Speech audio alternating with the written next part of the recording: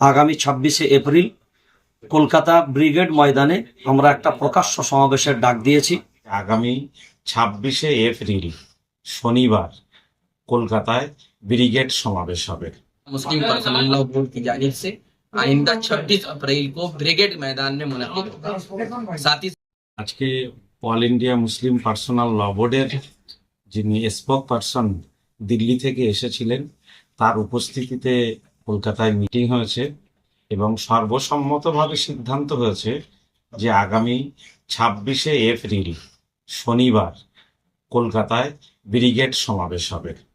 All India Muslim personal ল বোর্ডের ব্যানারে হবে এবং পশ্চিমবাংলার সমস্ত মুসলিম সংগঠন তাতে স্বতঃস্ফূর্তভাবে যোগদান করবেন, সকলেই বক্তব্যও রাখবেন এবং মুসলিম পার্সোনাল ল বোর্ডের সর্বভারতীয় যারা দায়িত্বশীল নেতৃত্ব তারাও এখানে উপস্থিত আসবেন।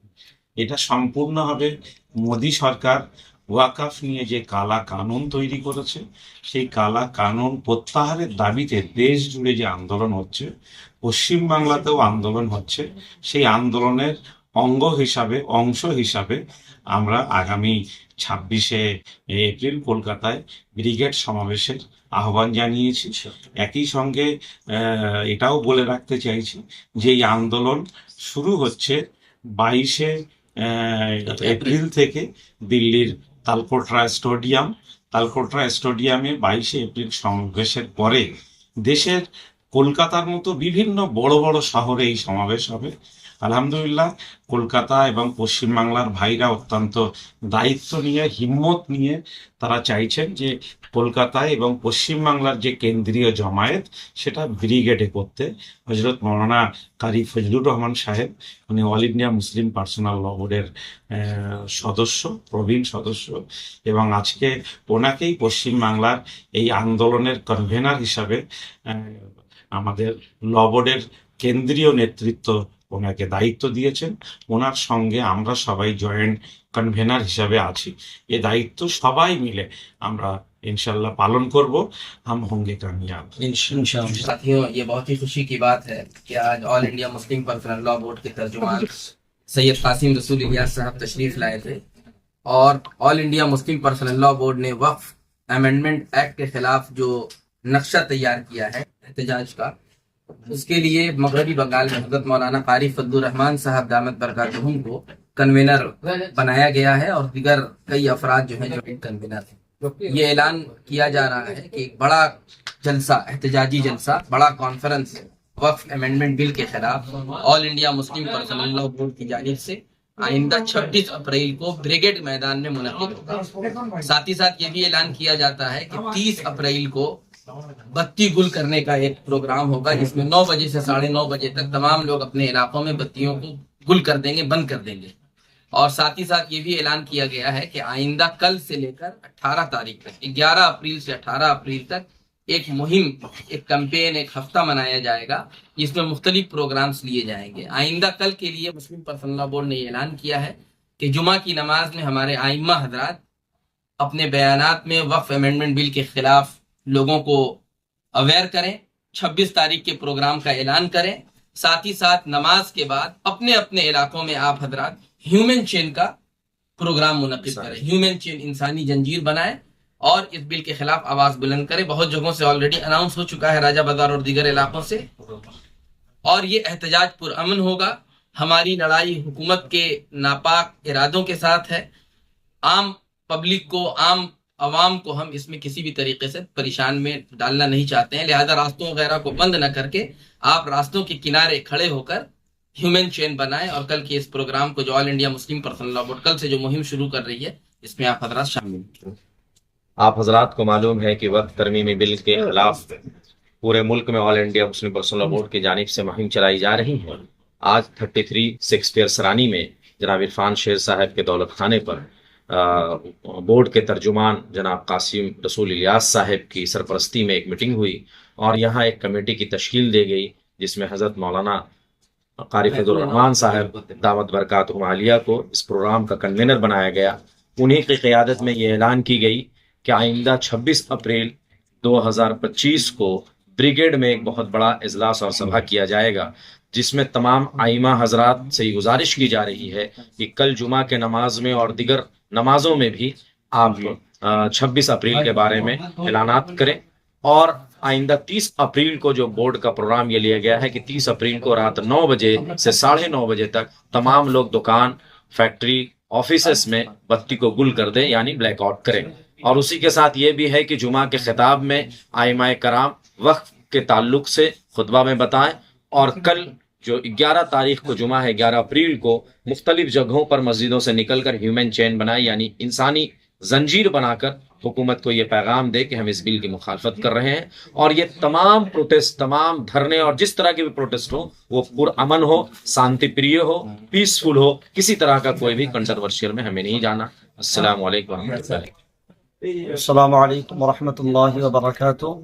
প্রিয় দেশবাসী ও পশ্চিমবঙ্গের সমস্ত আপামর জনতা, সকলকে আমরা জানাই যে আপনারা দেখেছেন আজকে আমরা মুসলিম পার্সোনাল ল বোর্ডের নেতৃত্বে বাংলার বহু সংগঠন ঐক্যবদ্ধভাবে বসে আমরা ওয়াকফ অ্যামেন্ডমেন্ট বিল, যে কালা কানুন কেন্দ্রীয় সরকার পাশ করেছে, তার বিরুদ্ধে আমরা ঐক্যবদ্ধভাবে একটা সিদ্ধান্ত নিয়েছি মুসলিম পার্সোনাল ল বোর্ডের পক্ষ থেকে।